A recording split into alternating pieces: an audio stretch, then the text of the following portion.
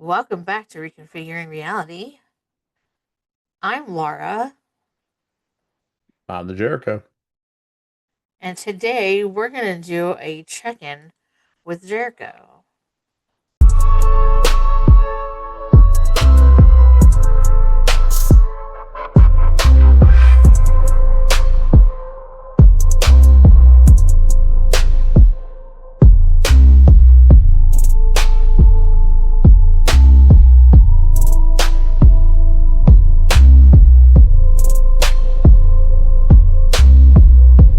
Oh my goodness. Oh my goodness, what? I don't think they're ready.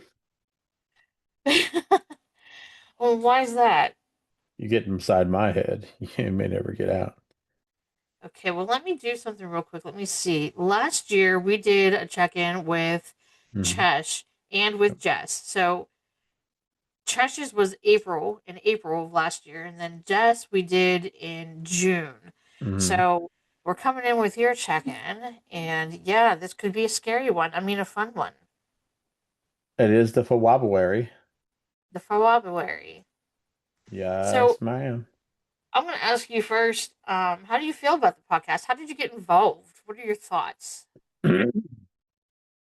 Well, there's a couple questions, so let's answer them in a different order. So, how did I get involved with the podcast? Well, the podcast was going on with a couple of the girls, and they were lacking opposition. They were lacking someone to challenge. It was somewhat of an echo chamber. They did have their own opinions about things, but being friends, there wasn't a lot of back and forth. I commented they kind of need that. And so we toured around with the idea of maybe doing a guest appearance or things like that. And so then the idea was, well, let's get someone who's going to play devil's advocate, right? Let's get someone who doesn't have an emotional attachment to a point but can argue like they do, right?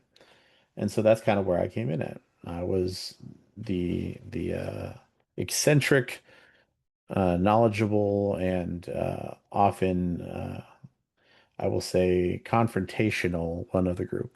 I don't pride myself on being confrontational, but I am not uh, someone who finds it difficult to argue, debate, or to be confrontational when it's necessary.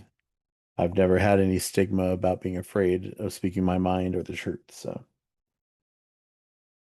And how do you feel about the podcast? Where you've seen it, where you see it going, all of that?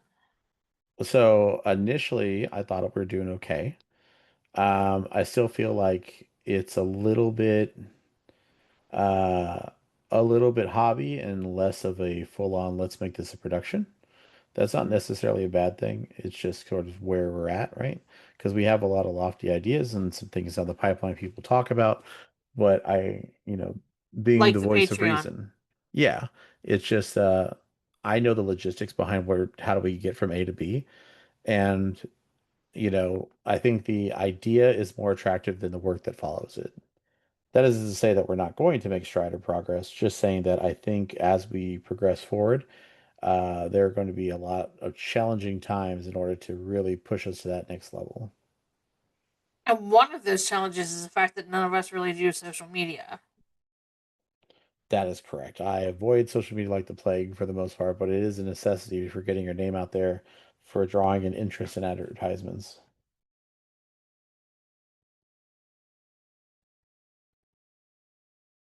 What was the other question I asked you? The It was kind of rolled up into that second one, but it was just like, what did I think of the podcast? I guess what my reflective idea of it. Um, but I would say on a personal note, I like it when we are able to debate and to talk about things in greater depth. Um, that's where I find the most fun to be had at. The, like, but then again, I can talk about just about anything, right? Whereas some of our hosts, unless they're passionate about it, they kind of get very quiet and sort of take a back door. So I would like to see them to engage a little bit more. I definitely know that there's some that I'm really, really quiet on because I let you guys take the floor on them. you know, especially if you are having a good healthy back and forth. I don't want to interrupt and just like completely I understand that. derail it, you know. So I feel like my role in the podcast, not only the editor and the organizer, but I feel like I'm the one that kind of keeps everybody like in line where to where we need to go. You know, I'm the shepherd, I guess. Sure. I uh I definitely can see how you fill that role. For those out there who don't know for sure, Lorelai and I are married. They might be asking themselves, well, why don't you help her more? Why don't you do these things? Um, so as accommodating as she can be to people to help people out, she is also very stubborn about how she wants things done and helping one another. I echo that sentiment. So sometimes in our effort to help one another, we actually hinder each other and sort of get in each other's way. So when one of us takes the lead on something, the other one tends to just fall back out of instinct because you can't have two heads walking in different directions, right? Like it's just not going to work. So, Right. and me, I get very focused and uh, I wouldn't say quite obsessive, but pretty well dedicated to a topic or a project that I'm on.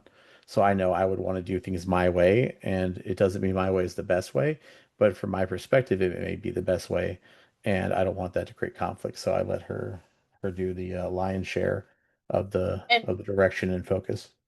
it may be completely wrong, and if it is, I hope the viewers will tell me. But I think that having a format for the podcast itself in the editing matters, and that's why like last year we did scripted intros and then we did unscripted speak.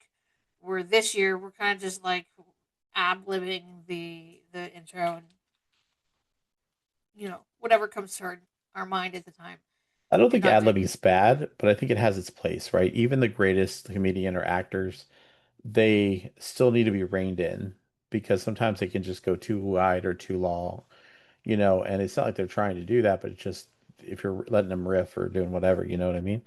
right. So, because like a lot of those famous scenes you see and they say something in a movie, right? When somebody's like, yeah, this was totally off the cuff. They just came up with this line. Very rarely is it one line. Most of the time they did like 2 hours of spitting off the top of their head and they took the funniest one among them, right? Yeah, Um, Robin Williams was really good at that. exactly. And so I think that I echo her sentiment that I believe our podcast could serve a better purpose if we had a more scripted approach. I mean, we don't have to write down every little word kind of script, but just, like a story with a 3 act format, we need something similar, right? We want to, here's what we talk about this, here's the meat of it, and then here's the close of it, right? And then each But I think we'd have segment we trouble could break doing it up. that though, because we'd have trouble doing that because we all have a little touch of ADHD and we can't stay on topic. Yes, you guys do tend to roam a bit. And so do you. So do you. I And go off on relatable tangents. Thank you very much. and sometimes we can't see where they fit together. Yeah, well, I think again that's why a format would help. You don't need restraints. You need borders, right? Like you don't try to put a bull in a gimp suit. You put a bull in a corral. They still need to roam around. They still need to do their thing, but they have to have a defined area to be in. Otherwise, they cause chaos. So I think in that same vein, we need to have like something. I don't have a perfect solution yet, but maybe like a timer, right? To make sure people get their voice. Like, okay, you get the next 30 seconds to speak your mind or 45 seconds or whatever, and go, right? Uninterrupted. Right. People, we just listen, you speak out whatever it is you're trying to get out. Because otherwise, sometimes people build up and then they want to say something and then it turns into like a 15-minute slog because they've just been holding inside the whole time. Right. Right. Right.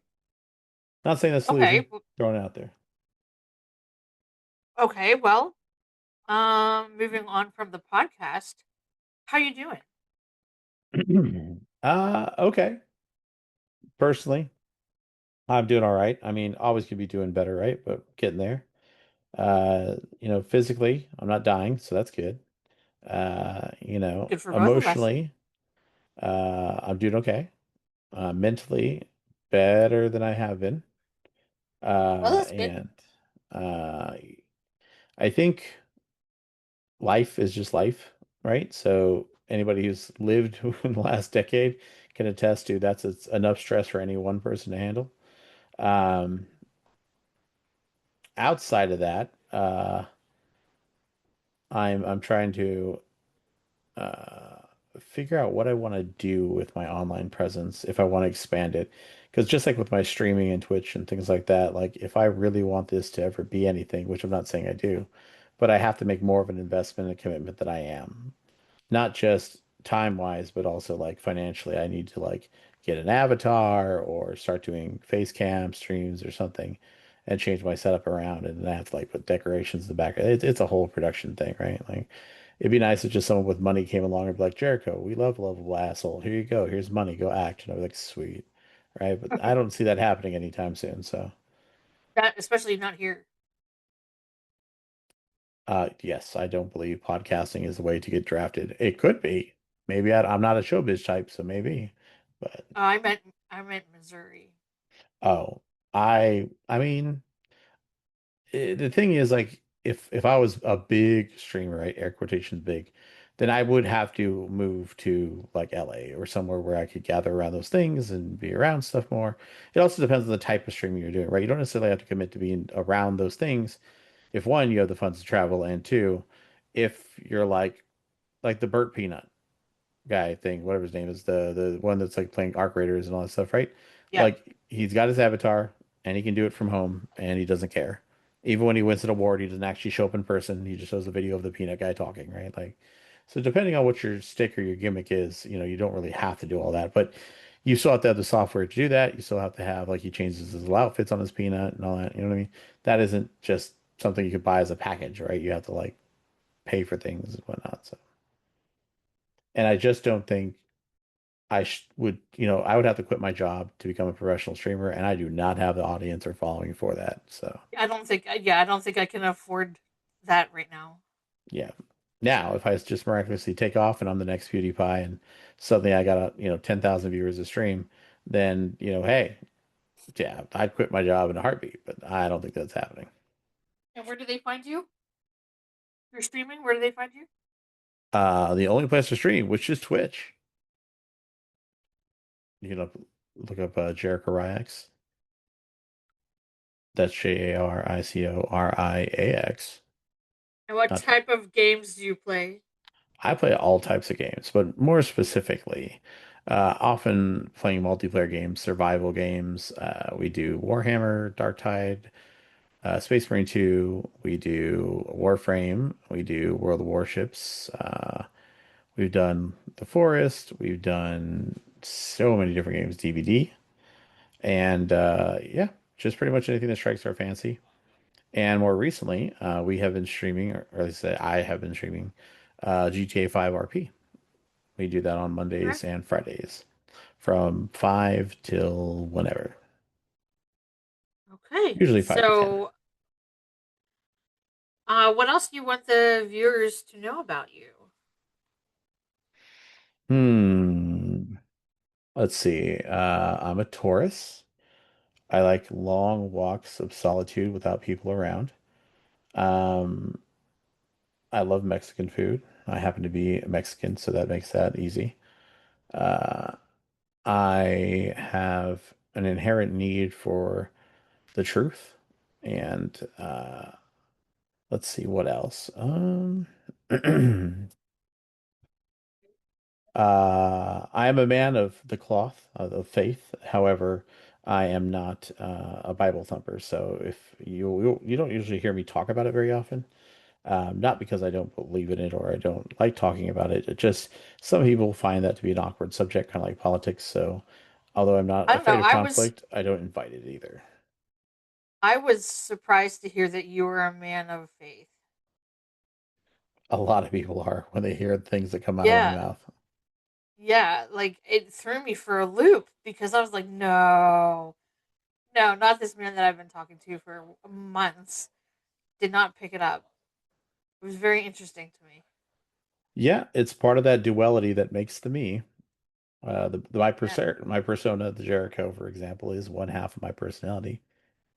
However, it is not the only thought and voice in my head, although that's not a medical admission of illness. It's just I like to playfully categorize it at that. We all have that sort of angel and demon on our shoulders. Mine just are a lot louder. And let's see, what other things are you into? Magic the Gathering, D&D. Do you like All things nerdy, playing basically. D&D? Do you like playing DBD more than you like? I'm not DBD. Listen to me. Do you like playing Dungeons and Dragons more than you like being a dungeon master? Ah, the player versus game master debate. Uh Um, huh. so I would say I like it about the same, about Okay. 50-50. But Okay. there's a caveat to that. So I Uh really huh. miss the long, lengthy, multi-year campaigns you'd have with your friends. But that's like the youth when you had free time and nothing better to do, that you had that time to invest. As an adult with family and kids and all that, you're lucky if you can get a couple sessions in. So really, those campaigns are nearly non-existent nowadays, which is very sad.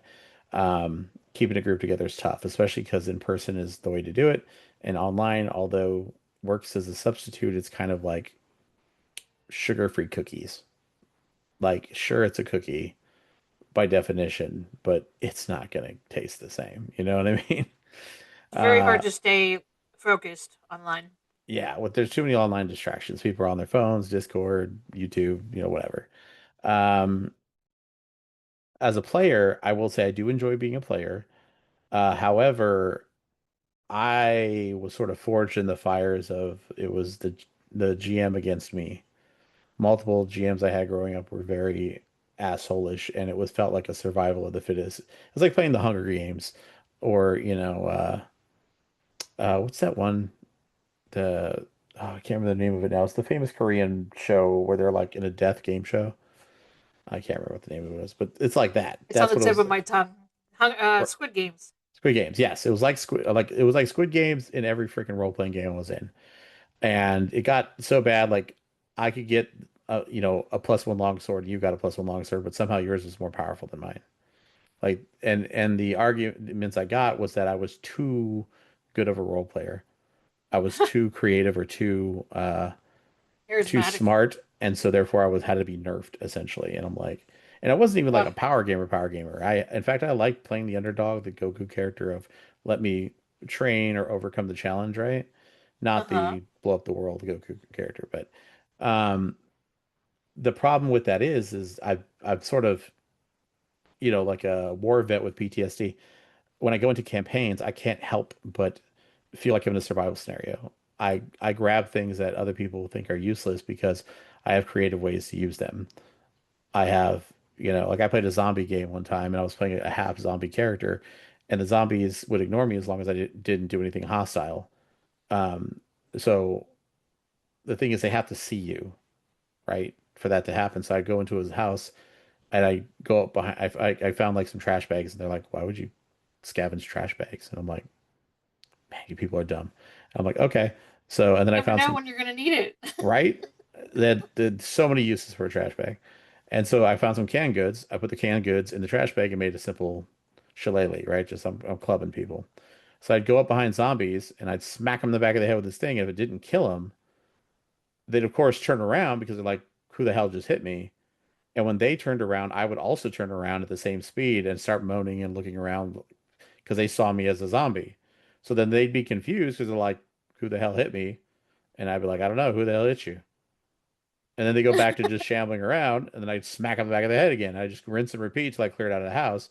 And the game master was like, "Well, what the fuck do I do about this?" Because they see him as a zombie, and unless they watch him commit the act, they don't have the intelligence to figure out he's the one attacking people. Right. That's funny. So I just bonked my way through the campaign, pretty much unabated, right? Like just, or like I went through this campaign where I was one time I'm just somebody. I picked some random superhero, and it turned out my powers sucked. Like just out of the all the superheroes we could have picked, my particular power set was not great. However, one of the power sets that basically would was a crack cheat code for this campaign that no one knew, including the GM when they made the characters, was a sword, like a flaming sword wielder. Well, they basically sat back and didn't know what to do. But like every challenge we came across could be handled by flaming sword. Oh, jeez. So I was like, hey, can I borrow your sword? They're like, sure. So I was like, all right, we're in a mausoleum. There's a sarcophagus. It's a big, heavy stone. When we start sliding it open, when we get it to like an inch open, we're like looking inside, and they're like, okay, shine a light in there, and we see a vampire, and he starts freaking out and banging on the coffin, trying to get out, right? And like, just to be clear, at least for temporarily, he's trapped inside this big stone coffin. And they're like, yeah. Uh-huh. I'm like, all right, give me the flaming sword, turn it on, and stab the helpless vampire who can't escape repeatedly because it's like shooting fish in a barrel. All right, kill the vampire. Moving on. Oh no, we're in an Egyptian room and a mummy comes out like a mummy. He goes, yeah. I'm like, can I borrow the flaming sword? Cool. I want to poke him with it. Okay, make an attack roll. I said, what? I don't really want to attack him, although I do. I'll make the attack roll. I'm not swinging at him like with the intent of cutting him. He's like, what do you mean? I'm like, well, he's a several thousand-year-old mummy who was embalmed, covered in sacred oils that have soaked into these very brittle and dry bandages. And the look He on the would go GM's up in face when he flames. realized he attacked me with a charcoal briquette, and I have a Zippo, as I just touched the dude and he goes up like a Roman candle. And I'm like, all right, next. And then we're like, ah, ice demon. I'm like, seriously? I'm like, all right, can I borrow the flaming sword? And this just kept happening. I'm like, seriously? Right? Wasn't trying to break the game. The man made the things himself, but that's how I play games. So, unless most of the time I play goofball characters that just make people laugh and make the game more fun. I mean, I'll still break it every now and then, but in a funny way.